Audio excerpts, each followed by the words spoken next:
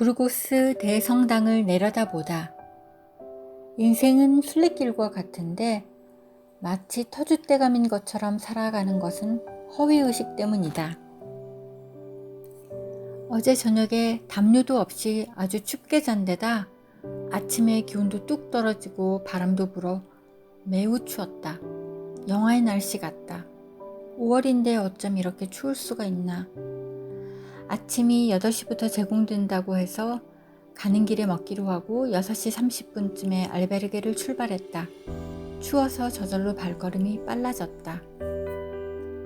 아타푸에르카 부근은 유럽에서 가장 오래전부터 사람이 살던 곳이라는데 돌 유적 등을 전시해 놓았다. 그곳 카페에서 아침을 먹었다. 기온이 낮고 바람이 불어 다음 마을에서도 커피를 마시며 몸을 녹였다. 다시 출발하자 언덕을 오르는 길이 계속되었는데 돌길이었고 한쪽에는 군사지역이었다.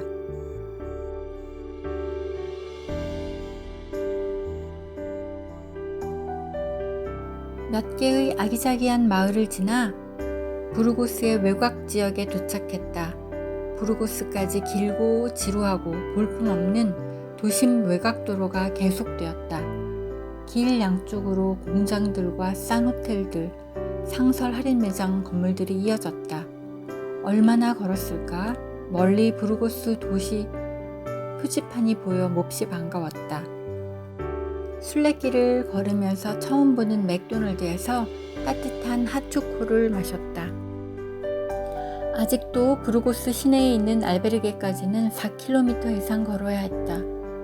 춥고 바람이 많이 불어 걷기가 힘들었다. 부르고스의 시내 알베르게는 구시가지 중심은 교회 바로 옆에 있는 신축 건물이었다. 시설이 깨끗하고 숙박비가 싼 건 좋았는데 날씨가 추운데 난방도 해주지 않고 담요도 해주지 않아 어떻게 자야 될지 걱정이 되었다.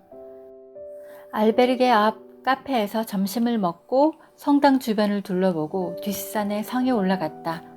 개방이 되지 않아 성에 올라가지는 못했지만 전망이 좋은 곳에서 성당과 시내 사진을 찍고 내려와 시내 광장 몇 군데를 둘러보았다.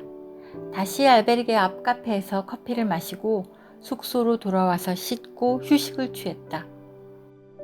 쉬고 있는데 너무 추우니까 아무 생각이 없었다. 차라리 돌아다니는 게 덜 추울 것 같다는 생각이 들어 다시 나왔다. 산타마리아 대성당과 시내를 구경하고 덮고 잘 수 있는 큰 머플러를 사서 숙소로 돌아왔다. 다행히 난방이 되었다. 휴, 다행이다.